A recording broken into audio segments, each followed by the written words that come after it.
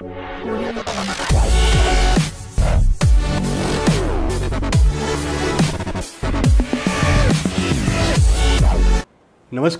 रसिक मित्र हो, नमस्कार. आपल्या मल्हार कम्युनिकेशन्स प्रस्तुत हॉबी डू बी डू अर्थात एक तरी छंद असावा हे ब्रीद घेऊन वाटचाल करणाऱ्या आणि खऱ्या अर्थानं लोकप्रिय झालेल्या या संवाद कट्ट्यावर आज आपण एका कुशल संघटक असलेल्या आणि कार्यकर्ता भाव मनापासून जपणाऱ्या कलावतीला भेटणार आहोत. तिच्याशी छानपैकी गप्पा करणार आहोत. ही आपली खानदेश कन्या, कलासाधक असलेली गीतांजली ठाकरे. आणि मित्रांनो, मला सांगायला नक्कीच आवडेल की अल्पावधीतच कार्यकर्ता भाव मनापासून जपल्यामुळे चित्रपट अनुदान मंडळ असेल, त्यानंतर रंगभूमी परिनिरीक्षण मंडळ असेल, तिथंसुद्धा ती माजी सदस्य म्हणून ती होती. त्यानंतर आत्ता अखिल भारतीय मराठी नाट्य परिषदेच्या नियामक मंडळावर सुद्धा त्या कार्यकारिणीवर सदस्य म्हणून ती कार्यरत आहेत. आणि खानदेशच्या कलावंतांचा आवाज बुलंद करण्यासाठी ती प्रयत्नांची पराकाष्ठा करते. अशी कलासाधक गीतांजली ठाकरे ही आपल्यासोबत आहेत.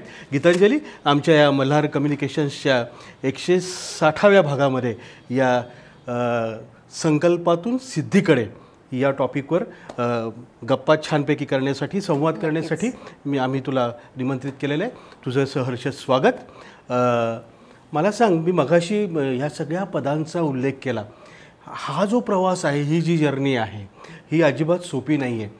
तर कुठून सुरुवात झाली बरं?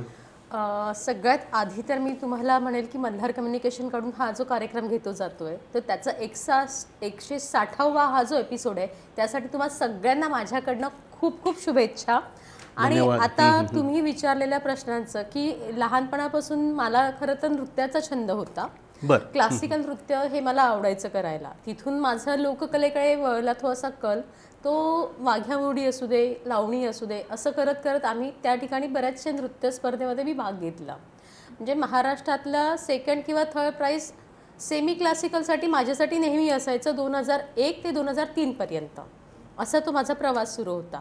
त्यानंतर 2004 पासून ते 2006 पर्यंत मी NCC RDला सिलेक्ट झाली. तिकडे महाराष्ट्राला मी रिप्रेझेंट केलं. तर रिप्रेझेंट करत असताना ज्यावेळेला NIP आम्ही रिप्रेझेंट करतो, त्याच्यामध्ये आम्हाला महाराष्ट्राची पूर्ण संस्कृती दाखवायची असते. मग एका वेळेला स्क्रिप्ट असतात, ते हिंदीमध्ये असतात, मराठीत असतात, इंग्लिशमध्ये असतात आणि विविध कॉस्ट्यूम घालून आम्हाला ते दाखवायचं असतं मंचावर. तर ती एक प्रेरणा तिकडनं मिळाली आणि ते एक धाडस मला तिथून मिळालं खरं तर. तर असा हा सगळा माझा प्रवास तिथून सुरू झाला. आणि साहजिकच आहे, NCCमुळे मला कम्युनिटीज किंवा सगळं संघटन कसं जमवायचं, सगळ्यांच्या सोबत कसं राहायचं, हे तिथून मला एक मिळालेलं वरदानच आहे किंवा आशीर्वाद आहे असं मी म्हणेल. वा, छानच आहे.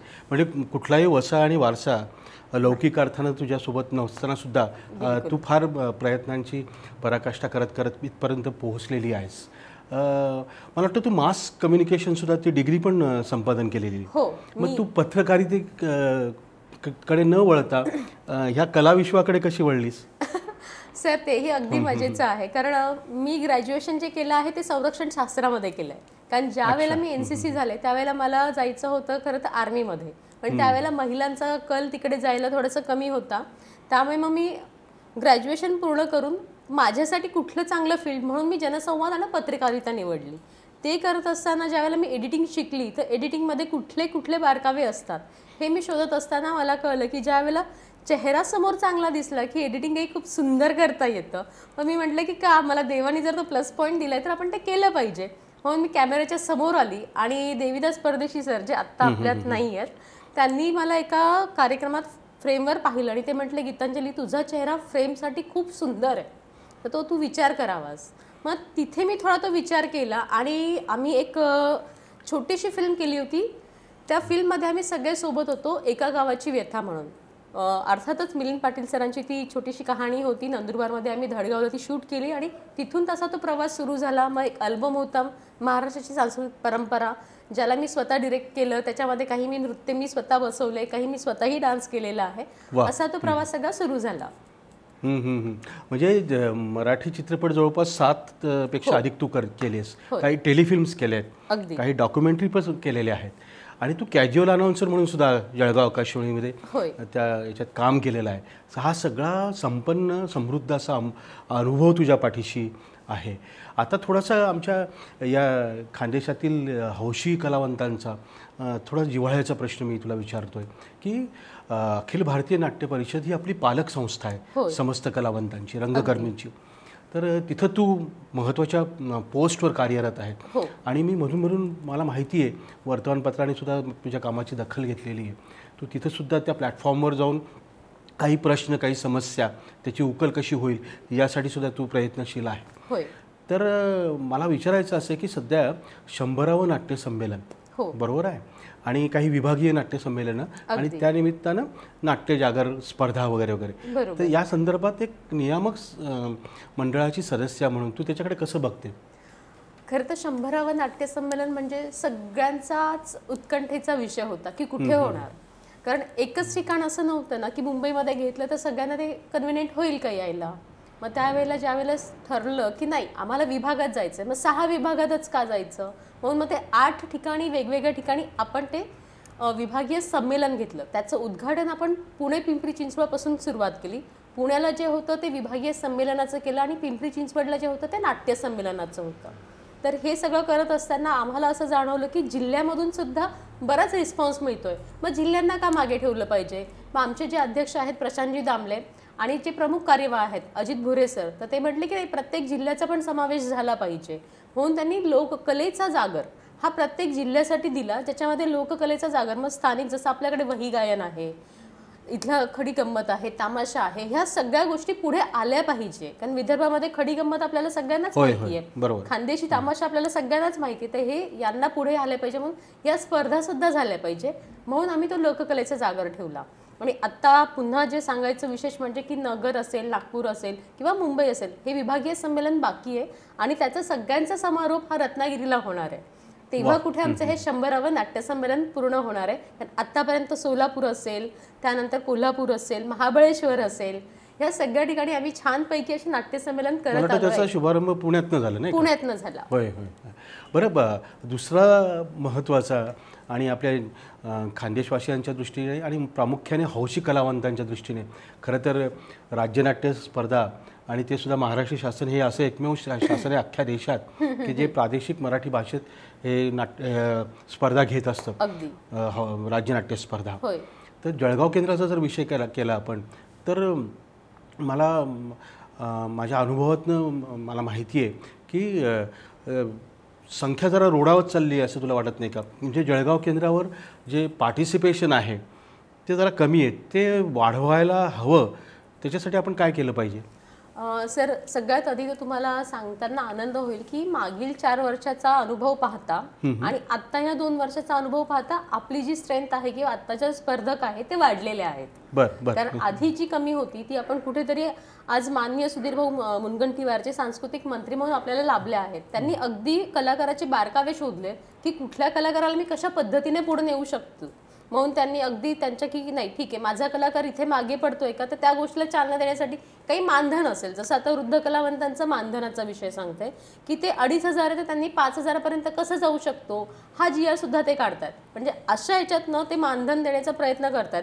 कुठली तरी कला जी आहे आपली ती जागी राहिली पाहिजे म्हणून आज प्रत्येक जिल्ह्यामध्ये महासांस्कृतिक महोत्सव होतोय. तो तेवढ्यासाठीच होतोय की ती कला, ते कलाकार ती जोपासली जावी आणि ती वाढावी, ती संस्कृती पुढे उदयास यावी आणि मागचा जो काही इतिहास आहे तो आमच्यासारख्या आणि आमच्यानंतर येणाऱ्या नवीन पिढीला तो माहीत व्हावा, हा त्याच्या मागचा एक कल आहे. तर त्यामुळे मला असं वाटतं की जळगावात राज्यनाट्य स्पर्धा किंवा याला जी तुम्ही म्हणता आहात त्या पद्धतीने आता छानपैकी दिवस आलेले आहेत. नक्कीच नक्कीच. आणि त्याला खूप सुवर्ण असे अगदी अगदी अगदी सोनेरी दिवस यावेत अशी मनापासून शुभेच्छा आहे. याचं कारण काय आहे, जर रिस्पॉन्स कमी असला ना तर मग आपल्याला पण माहिती आहे की एक अंतिमला जातं नाटक जे आहे, तर ती अंतिमला जाणाऱ्या नाटकांची संख्या वाढायला हवी यासाठी म्हणून त्या अनुषंगाने माझा प्रश्न होता.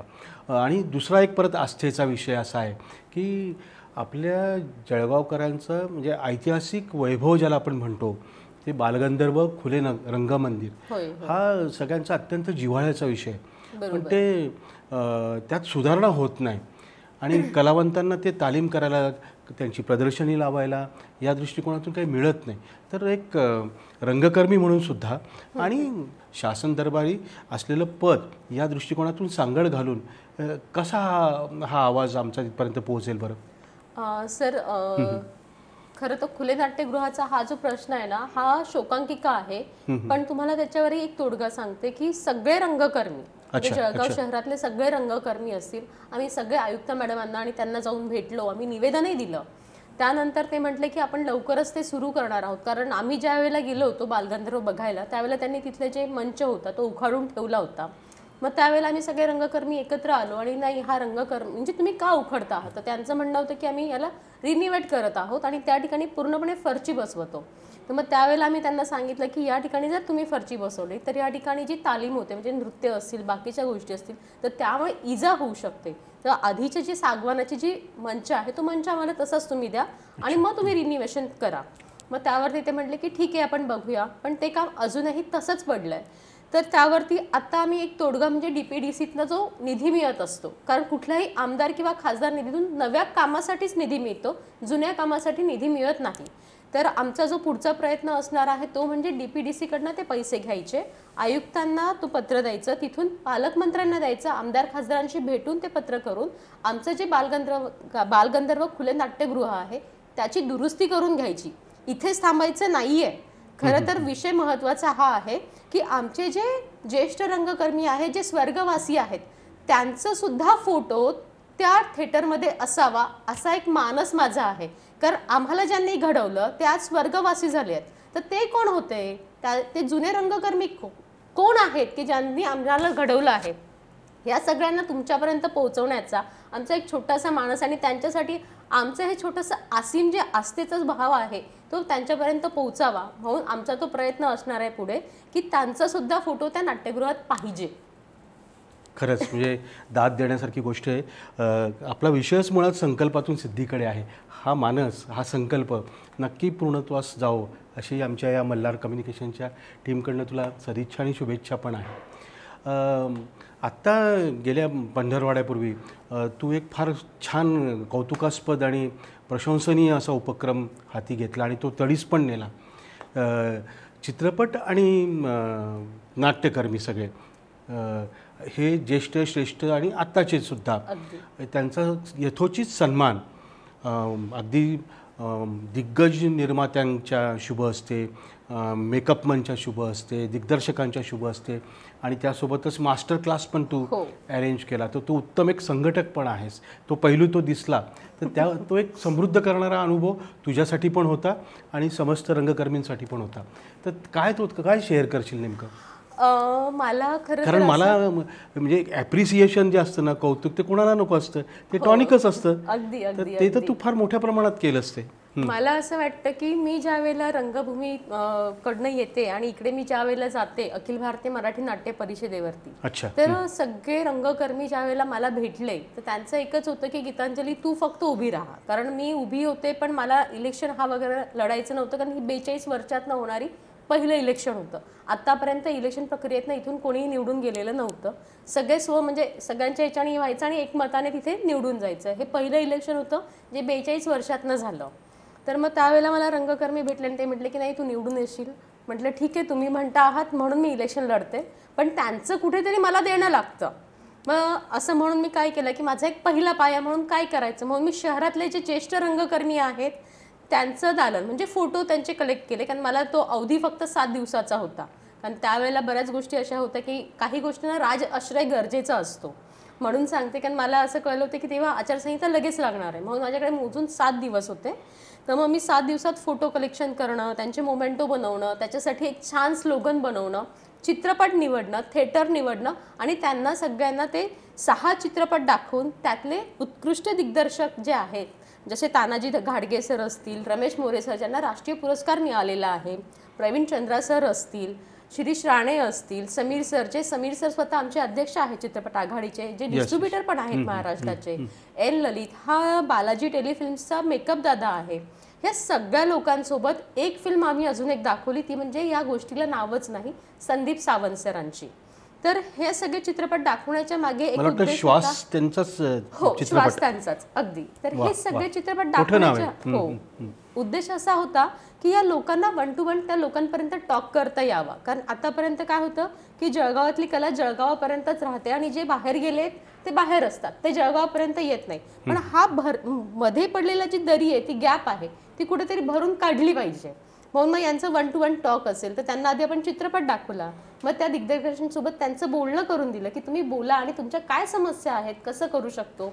मग त्यांना जेव्हा सांगितलं की अशा पद्धतीचं आहे, तर मला सगळे ज्येष्ठ रंगकर्मी येऊन भेटले. त्यांची एक प्रदर्शनी आपण लावली, चित्रपटांची वेगळी केली आणि सगळ्या रंगकर्मींची एक वेगळी केली. हे महाराष्ट्रातलंच नव्हे, हे भारतातलं पहिलं दालन होतं की ज्या ठिकाणी लोकल कलाकारांची प्रदर्शनी बघायला ते स्वतः आले, त्यांचं उद्घाटन झालं आणि ह्या ठिकाणी सगळे रंगकर्मी ज्या वेळेला येत होते त्यांचा सन्मान होत होता. त्यांनी मला अक्षरशः सांगितलं की गीतांजली, माझ्या अंगावर अजून एक काटा येतं की म्हणे हा पहिला असा क्षण आहे की कोणीतरी आमच्या कामाची दखल घेतली. तर त्यावेळेला मला त्यांचे ते शब्द होते तेव्हा मला असं वाटलं की हा माझ्या कामाची पावती आहे की कदाचित मी कुठेतरी तो प्रयत्न केला, तो यशस्वी झाला आहे म्हणून. कारण कसं असतं सर, पाठीवरती शाबासकीची थाप खूप गरजेची असते. ते एवढे मोठे आहेत की मी त्यांना हे नाही करू शकत, पण माझ्याकडून एक त्यांना आदरांचं म्हणून, नमस्कार म्हणून मी त्यांचा तो एक सत्कार केला, प्रश्नच नाही. आणि नवीन येणाऱ्या पिढीला सुद्धा ते एक एक्झाम्पल असेल की आमच्या जळगावात इतके सगळे लोक रंगकर्मी आहेत. कारण ज्या वेळेला ती प्रदर्शनी लावली गेली त्यावेळेला प्रत्येक रिपोर्टर किंवा प्रत्येक राजकारणातला येणारी व्यक्ती तेच म्हणत होता, अरे हे तुमच्याकडचे आहेत एवढे सगळे, म्हणजे इथे फक्त कॅमेरा आणायचा आणि शूट करायचं बाकी आहे. तर मी त्यांना म्हटलं की तुम्ही कॅमेरा सुद्धा आणू नका, तुम्ही फक्त या, इथे कॅमेरा सुद्धा अवेलेबल आहे, इतकं प्रगल्भ आमचं जळगाव झालेलं आहे.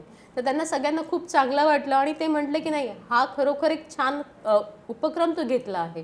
तो उपक्रम घेत असताना आपण त्याला एक नाव दिलं होतं, महोत्सव चित्रपटांचा सन्मान कलाकारांचा. तर याला साजेसं असं मोमेंटो पाहिजे म्हणून आम्ही कॅमेरा जो असतो आपला, तो कॅमेरा केला आणि त्याच्यावरती ते फोटो, आणि ज्यांची फोटो आली ती फोटो आपण त्या कॅमेरावर, म्हणजे त्यांचा एक मोमेंटोवर फोटो येणार असं आपण मोमेंटो त्यांना देऊन त्यांना सन्मानित करण्याचा एक छोटासा प्रयत्न केला. ते सगळ्यांच्यासाठी फार मोठा तो एक सुवर्ण योग, मणिकांचन योग म्हटला पाहिजे. कारण एका अर्थानं कृतज्ञतेचा नमस्कारच या सगळ्या ज्येष्ठ असतील किंवा मध्यमवयीन असतील किंवा हौशी असतील, जे काही असतील ते, पण त्यांना एक प्रोत्साहन म्हणून. कारण मी मगाशी म्हटलं की ॲप्रिसिएशन हे एका अर्थानं टॉनिकच असतं, तर तू कृतज्ञतेचा खऱ्या अर्थानं नमस्कारच केला हा कार्यक्रम आयोजित करून. छान. तर हे सगळं करताना तुझे ते दौरे, मग त्या मीटिंग्स आहे अटेंड करणं, मग ते फॅमिली सपोर्ट तर पाहिजेच या सगळ्या गोष्टींसाठी. जर रचनात्मक स्वरूपाचं काम करायचं म्हटलं तर फॅमिलीचा सपोर्ट फार महत्त्वाचा असतो. काय सांगशील त्याबद्दल? माझे बाबांचं वय 84 आहे. बरं बरं बरं. अच्छा. आणि प्रत्येक वेळेला त्यांचं फक्त एक असतं, तू ठरवलंयस ना, हां तुझा फक्त कुठं कसा दौरा आहे, तुझा कसा वेळ मिळणार आहे, ते बऱ्याच वेळेला मला विचारून घेतात आणि मला सांगतात की नाही नाही, मग या ठिकाणी तुझा वेळ जाणार आहे, मग ते जेवणाची वेळ कशी आहे तुझी, धावपळ खूप होणार आहे. कारण अनुभवातनं माणूस शिकत असतो. तर त्यातनं 84 वर्ष म्हटल्यावरती साहजिकच ते प्रत्येक गोष्टी मला सांगत असतात. मी एका ठिकाणी विसरले होते की मला 21 तारखेला कार्यक्रम आहे आणि 22ला जळगावात मला पुन्हा इकडे यायचं, आणि मी सांगते बाबांना हां मी 23ला आहे. बाबा मला म्हणतात विसरली का गं, 22ला पण कार्यक्रम आहे. अरे म्हटलं हो, म्हणजे अशी जे असतात ना की बऱ्याच वेळेला आपल्या तारांबर होते आणि त्या दौऱ्यामध्ये आपल्या लक्षात नाही राहत. मग मला बाबांनी हे सुद्धा सांगितलं की तू या सगळ्यांना घेतेय, पण आता तू दालन केलं तर हे फक्त ज्येष्ठ रंगकर्मी आणि मिडल आहेत, बाकी बाल कलाकार कुठे गेलेत. मग त्यांच्या त्या बोलण्यातनं मला कळालं की अरे मी प्रदर्शनी लावताना आता अशी केली पाहिजे की सगळे ज्येष्ठ रंगकर्मी एक साईडला, जे मिडल आणि माझ्या वयाचे आहेत ते एक साईडला, आणि जे बाल कलाकार आहेत यांची सुद्धा प्रदर्शनी आपण केली पाहिजे की जेणेकरून ते सुद्धा पुढे जाऊन सांगू शकतील की मी सुद्धा बाल कलाकार होतो. म्हणजे ह्या सगळ्या गोष्टी ज्या आहेत त्या बाबांमुळेच मला काही गोष्टी घरातनं मिळतात. कारण अर्थातच कुठल्याही राजकारणाचा किंवा कुठल्याही थिएटरचा अनुभव नसलेली मी, कारण मला कुठलाही त्याच्या बाबतीत वारसा नाही आहे, मी स्वतःच कशी आली आहे हे मला माहिती आहे. कारण प्रत्येक गोष्टी जे असतात ते संघर्षातनं होतं आणि जो माणूस संघर्षातनं येतो तो नक्की पुढे जातो आणि तो इतरांसाठी सुद्धा काम करतो असं मला तरी वाटतं सर. नक्कीच नक्कीच. गीतांजली, या सगळ्या बाकीच्या पदांसोबत ज्याचा उल्लेख आपण केला आणि ज्याच्याबद्दल आपण बोललो, तर चित्रपट अनुदान मंडळावर सुद्धा तू सदस्य म्हणून त्या कार्यकारिणीवर तू कार्यरत आहेस. तर मला आपल्या खानदेशात भरपूर टॅलेंट आहे. होय. आणि बरेच लोक गरजू, होतकरू, उत्साही, त्यांना लो बजेट का असेना आपण फिल्म करूया, टेलिफिल्म करूया, डॉक्युमेंटरी करूया, शॉर्ट फिल्म करूया असं मनापासून इच्छा असते. बरोबर. अशांसाठी म्हणून आपण काय करूया? सर तुम्ही एक सांगू का, तुमचं सगळ्यात आधी खूप खूप धन्यवाद म्हणेन की तुम्ही हा प्रश्न विचारलात. कारण मुळातच टॅगलाईन आहे, उत्कृष्ट दर्जेदार चित्रपटांना आपण अनुदान देतो. मग ती कशी शूट केली आहे, त्याची थीम काय आहे, अगदी ह्या गोष्टी आम्ही पाहत असतो. ती खूप लॅविश आहे, मग त्याच्यामध्ये खूप मोठे ॲक्टर आहेत आणि ती त्याची फिल्म आहे म्हणून आम्ही अनुदान देत नसतो. अनुदान देत असताना आम्ही 10 लोक बसतो. तर 10 लोक आम्ही 10 टोकाला असतो. त्यातली रूपरेषा कशी आहे, त्याची गोष्ट कुठली आहे, ती रिअल आहे का, म्हणजे काही पळशीची पाटी तुम्हाला सांगेल सर, इतका उत्कृष्ट चित्रपट आहे की ती आमच्या मनाला भावली. आणि आम्हालाही असं वाटत होते की ती मुलगी जी आहे, कारण ती खेळात पहिली असते, सगळ्या ठिकाणी पहिली असते, तांड्यावर राहणारी ती मुलगी, तिची अशी सगळी ती गोष्ट की ती पाहत असताना आमच्याही मनाला खूप भावली. आणि असं वाटत होतं की ती जावी आणि तिने लग्न मोडून तिथे पुढे जावं आणि तिने म्हणावं की नाही मी आता स्पर्धेत जाते, पण आईबाबांसाठी ती ते सगळं सोडते आणि लग्न करते. हा एक वेगळा देणारी. त्याहून मी अजून एक सांगेन की पेन्शनसुद्धा आम्ही ज्या वेळेला पाहत होतो त्यावेळेला ती तिची सासू वारते आणि तिला ती पेन्शन मिळावी म्हणून आमची होणारी कासावीस, कारण तो चित्रपट इथं पोहोचला होता आमच्या. ज्या वेळेला तो चित्रपट हृदयात पोचतो त्यावेळेला ती घालमेल आपल्याला कळते की ती एका पेन्शनमुळे त्या दोघांचं, म्हणजे त्या आईचं आणि त्या मुलाचं शिक्षणाचा सगळा ओझा त्या आजीच्या पेन्शनवर असतो. तर ह्या सगळ्या गोष्टी पाहत असताना आम्ही हे नाही पाहत की तो कुठल्या पद्धतीचा आहे, आम्ही हे पाहतो की त्याची थीम काय आहे, त्याच्यावरती प्रेक्षकांपर्यंत काय त्याचा संदेश जाणार आहे, तो कुठपर्यंत जातोय, रोवला जातोय का, आणि खरोखर तो तसा त्या पद्धतीचा आहे का, म्हणून आम्ही त्याला अनुदान ठरवत असतो. आता अनुदान ठरवत असताना त्याला 2 पद्धत आहे, एक अ वर्ग आणि एक ब वर्ग असतो. अ वर्गाला 40 आणि ब वर्गाला 30 लाख रुपये असे ते देतो आम्ही. तर ते सगळे जेव्हा आम्ही ज्यावेळेला आमच्याकडे प्रश्नपत्रिका आहे तो आम्ही मार्क भरून देतो, पण हे सगळे दिल्यानंतर 10 जणांची जेव्हा ती एकत्र येते त्यावेळेला ते कळतं की ते ए मध्ये गेलं का बी मध्ये. ज्या वेळेला अनुदान वाटलं जाणार असतं त्यावेळेला आम्हाला कळतं की आम्ही ज्या चित्रपटाचं परीक्षण केलं आहे त्याला आम्ही काय मार्क्स दिलेले होते. तोपर्यंत आम्हाला सुद्धा, म्हणजे कमिटीच्या लोकांनाही कळत नाही की आम्ही किती मार्क्स दिले, फक्त मला माझे मार्क्स माहीत असतात की मी दिलेले आहेत. हा एक मोठा, म्हणजे एक पारदर्शक आहे, इतकं ते स्वच्छ आणि इतकं सुंदर आहे. वा वा, फारच. आणि आता जे टचिंग फिल्मबद्दल तू बोललीस, म्हणजे ते पेन्शन वगैरे, तर त्याच्यावरून मला पटकन प्रश्न करावा असं वाटतो की वृद्ध कलावंत अनेक आहेत, त्यांच्यासाठी विमा किंवा समस्त कलावंतांसाठी विमा आणि दुसरी गोष्ट म्हणजे विशेष म्हणजे बॅकस्टेज आर्टिस्टचा सुद्धा आपण विचार केलाच पाहिजे, कारण सगळ्या धोक्याच्या गोष्टी असतात बऱ्याच वेळेस. आणि तर या दृष्टिकोनातून काय पुढे संकल्प आहेत आणि त्यावर काय काम चाललंय? आता मुळात तुम्ही जे आला आहात ते माझ्या राजकारणाच्या पदावरती आलात, कारण ते दायित्व जे आहे चित्रपट आघाडीतलं, म्हणजे चित्रपट कामगार आघाडीचं. आता कामगार आघाडी म्हटलं की त्याच्यामध्ये आम्ही सगळे कलाकार जे आहोत, म्हणजे अर्थात आपण कलाकार जे आहोत सगळे कामगार आहोत. तर मग 399 रुपयामध्ये आपल्याला एक विमा मिळतो, ज्याच्यामध्ये 10 लाख रुपयापर्यंत आपल्याला तिकडनं अनुदान मिळत असतं, म्हणजे विमा मिळत असतो. तसंच आयुष्मान कार्ड आहे, त्याच्यातही 5 लाखाचं आपल्याला अनुदान मिळत असतं, म्हणजे विमा मिळत असतो. असे कार्ड आम्ही त्या कलाकारांचे करून घेत आहोत. एवढंच नाही तर 1 रुपयाची आता एक नवीन योजना सुरू होणार आहे की 1 रुपया भरून एक नवीन अनुदान, जी कलाकार असतील, DOP असतील, कॅमेरामॅन असतील, या सगळ्यांसाठी ते अनुदान आपण सुरू करतोय.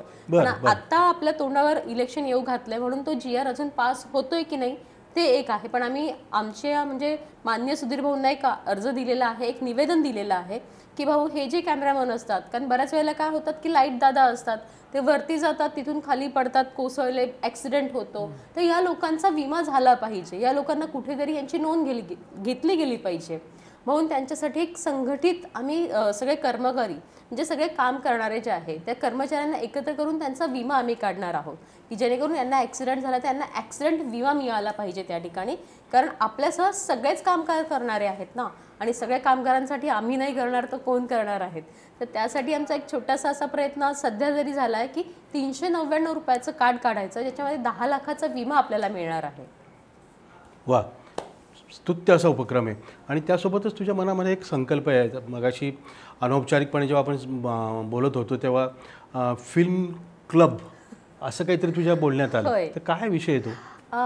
जळगावात ज्या वेळेला रमेश मोरे सर आले होते, आता ते उत्कृष्ट दिग्दर्शक आहे, त्यांना राष्ट्रीय पुरस्कार आहे, आणि ज्या वेळेला ते मार्गदर्शन करत होते सगळ्या कलाकारांना आणि स्थानिक लोकांना, त्यावेळेला त्यांनी मला सांगितलं की गीतांजली इथे इतकं चांगले लोक आहेत, इतके चांगला प्रेक्षक आहेत की त्यांनी मला फ्रेमपासून सांगितलं की ही फ्रेम तुम्ही कशी वापरली, कुठल्या पद्धतीचं आहे, याची कलर संगती कशी आहे, म्हणजे इतके चांगले दिग्दर्शक आहे, तो एक फिल्म क्लब त्या ठिकाणी का नाही ओपन करत. मग मी मोरे सरांना म्हटलं की सर तुमचा पुढाकार असेल तर मी जळगावात नक्कीच या गोष्टी करेल. तर त्यांनी सांगितलं गीतांजली मी नेहमी तुझ्यासोबत आहे, जळगावकरांना फक्त सांग की माझ्यासोबत जुळा, आपण फिल्म क्लब हा जळगावात लवकरच सुरू करणार आहे. तर जशीची आचारसंहिता संपते आपण एक फिल्म क्लब जळगावला सुरू करतोय सगळ्या जळगाववासियांसाठी. क्या बात आहे. आमच्या मनापासून शुभेच्छा आहे. म्हणजे संकल्पातून सिद्धीकडे आपल्याला जायचं आहे आणि त्यासाठी तू नेहमीच प्रयत्न करत असते आणि भविष्यकाळात सुद्धा मनामध्ये जे काही योजलेलं आहे आणि नेतृत्व गुण तर तुझ्याकडे आहेच आहे आणि सुदैवानं पदांवर पण तू कार्यरत आहेस. तर या आमच्या सगळ्या खानदेशवासियांचा, हौशी कलावंतांचा आवाज हा नक्की तुझ्या मार्फत योग्य ठिकाणी पोहोचणार आहे आणि तो अधिकाधिक बुलंद पण होणार आहे आणि रखडलेले सगळे प्रश्न हे आपल्याला मार्गी लावायचे आहेत. तर आज तू आमच्या या लोकप्रिय असलेल्या हॉबी डू बी डू या संवाद कट्ट्यावर आलीस आणि खूप मनमोकळ्या दिलखुलास म्हणजे खऱ्या अर्थानं कार्यकर्ती तर तू आहेस आणि एक कला हीच पॅशन मानणारी अशी कलावती पण तू आहेस. तर छान गप्पा या ठिकाणी झाल्यात. वेळेची मर्यादा आपल्याकडे आहे. अजून मनात काय संकल्प आहे तुझ्या? सर संकल्प नाही पण एक नक्की सांगेल की मी ज्या वेळेला परिनिरीक्षण मंडळावरती सदस्य म्हणून होते तर त्यावेळेला असं होतं की काही लोक जे होते ते नवीन कलाकारांना वाव न मिळावा म्हणून त्यांनी सांगितलं होतं की मी 10-15 दिवस आधीच, कारण राज्य नाट्य स्पर्धा ही 3-3 महिने चालत असते, त्याची प्रॅक्टिस 3 महिने आधी होते, मग ते तिथे जाऊन त्यांना सर्टिफिकेट मिळतं आणि कधीतरी ते लोक सादर करू शकतात. अशा वेळेला बरेच असे नाटक माझ्यासमोर आले की ज्यांना सर्टिफिकेटच मिळालं नव्हतं. मग मी त्यांना म्हटलं की एक काम करते, मी स्वतः त्या केंद्रावर येते, केंद्रावर येऊन मी बसते. मग मी आधी माझ्या ऑफिसला विचारलं की यांना मी आता एका नाटकाची परमिशन दिली तर चालणार आहे का, कारण स्पर्धेचं नाटक आहे आणि याने 3-3 महिने झाले कलाकारांनी सगळ्यांनी तालीम केली आहे. तर ते मला म्हटलं की तू नक्कीच करू शकते. तर मी त्या ठिकाणी गेले आणि जवळजवळ मी त्या दिवशी एका दिवसामध्ये 6 तर दुसऱ्या दिवशी 5 असे जवळजवळ 12 ते 15 नाटकांना मी त्या दिवशी परमिशन दिले आणि ते जे रंगकर्मी होते, जे रंगमंचापासून वंचित राहणार होते, त्यांना कुठेतरी त्या रंगमंचापर्यंत जावं म्हणून मी असा एक छोटासा माझा एक प्रयत्न केला आणि त्यांना सगळ्यांना रंगमंच मिळावा एवढा एक प्रामाणिक माझा त्या याच्यासाठी प्रयत्न होता की नाही गेला पाहिजे आणि मला असं वाटलं की त्या सदस्यपदाचा तो न्याय असेल म्हणून मी ते एक केलं. आणि पुढचा संकल्प एक तर नक्कीच असेल सर, जसं फिल्म क्लब आहेच प्रश्नच नाही, पण एक उत्तम नाट्यगृह जळगावात जे आपलं आता आहे छत्रपती संभाजी महाराज नाट्यगृह, हे सुद्धा आपल्याला कमी दरात कसं उपलब्ध होऊ शकतं की जेणेकरून जे आपले कलाकार आहेत ते कमी खर्चात का होईना पण प्रॅक्टिस करू शकतात. आणि बरेच कलाकार असे असतात की प्रॅक्टिस करायला जागा नाही आहे म्हणून कुणाच्या तरी छतवर जातात किंवा कुठेतरी एका अडगळ्यात करतात आणि त्यामुळे आपली कला पुढे जाऊ शकत नाही. म्हणजे जेणेकरून आपले जे स्थानिक कलाकार आहेत तेही पुढे जाऊ शकतील आणि राज्य नाट्य स्पर्धेच्या वेळेला जे काही आपण म्हणतो आहोत की कमतरता कुठेतरी जाणवते तीही भरून निघेल आणि कलाकार नवीन येतील. कारण बरेच असे कलाकार आहेत म्हणजे आता सांगायला मला खूप कौतुक वाटतं, संदीप मेहताजी सारखे असतील, सुरभी हांडे असतील, मेघा धाडे असतील, हे आपल्या जळगावचे आहेत. पण ज्या वेळेला त्यांचे फोटो आम्ही प्रदर्शनीत लावले त्यावेळेला बऱ्याच जणांनी असं म्हटलं की अरे हे जळगावचे आहेत का. म्हणजे ह्या सगळ्या गोष्टी त्या निमित्ताने एक प्रेझेंट होतं की आपलं जळगाव किती पुढे गेलं आहे. तर मला असं वाटतं की त्यांच्यासाठी जर दालन निर्माण करू शकले तर मला ते खरंच खूप चांगलं वाटेल. वा, खरंच म्हणजे काम बऱ्यापैकी चाललेलं आहे, झालेलं आहे आणि भविष्यात पण करायची मनस्वी इच्छा आहे. ते सगळे संकल्प सिद्धीला जावो अशी मनोमन शुभकामना आमच्या मल्हार कम्युनिकेशनच्या अख्ख्या टीमच्या वतीनं आणि कट्ट्यावर आल्याबद्दल मनापासून आभार. धन्यवाद. धन्यवाद.